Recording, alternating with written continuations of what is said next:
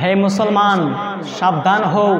মহরম মাসে তাজিয়া বের করা, নাচানাচি করা, বাদ্য বাজনা করা, এগুলো এজিদপন্থীদের কাজ। ইমাম হুসাইন রাদিয়াল্লাহু তাআলা আনহুকে শহীদ করে ওনার মাথা মুবারককে তীরের মাথায় ঘেঁটে তারা নেচেছিল, তারা কবিতা আবৃত্তি করেছিল, তারা আনন্দে উল্লাসে মেতে উঠেছিল। ওই অবস্থায় আনন্দ করতে করতে তারা কুফা থেকে দামেশকে গিয়েছিল।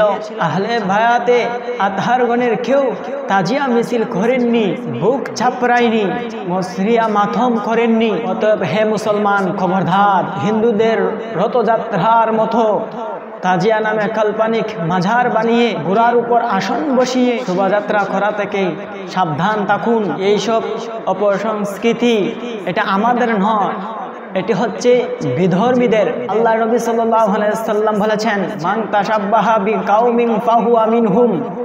রাসূল সাল্লাল্লাহু আলাইহি ওয়াসাল্লাম বলেছেন, যে ব্যক্তি কোনো সম্প্রদায়ের, কোনো কওমের অনুকরণ করবে, সে তাদের দলের অন্তর্ভুক্ত হয়ে যাবে। এই মুহররম মাস আসলে এই বিধর্মীদের কালচার যাদের মধ্যে পাওয়া যাবে, যারা ওই কালচার অনুকরণ করবে, আল্লাহ রাসূল সাল্লাল্লাহু আলাইহি ওয়াসাল্লাম বলেছেন যে যেই দলের অর্থাৎ যেই কওমের অনুসরণ করবে সে ওই দলের বলে গণ্য হবে। এখন যারা এইগুলা করবে, যারা এই বিধর্মীদের কালচার অনুসরণ করবে, তারা ওই বিধর্মীদের দলের অন্তর্ভুক্ত তারা হয়ে যাবে। আল্লাহ পাক আমাদেরকে সঠিক বুঝদান করুন, আমিন।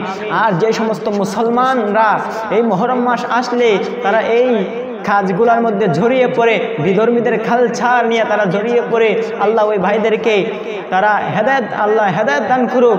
আর যে মা বোনরা ব্যাপারভাবে এই পুরুষ মহিলা একত্রিত হয়ে তারা যেরকমভাবে নাচানাচি করে এই মুহররম মাস আসলে, আল্লাহ সবাইকে হেদায়েত দান করুক, আমিন।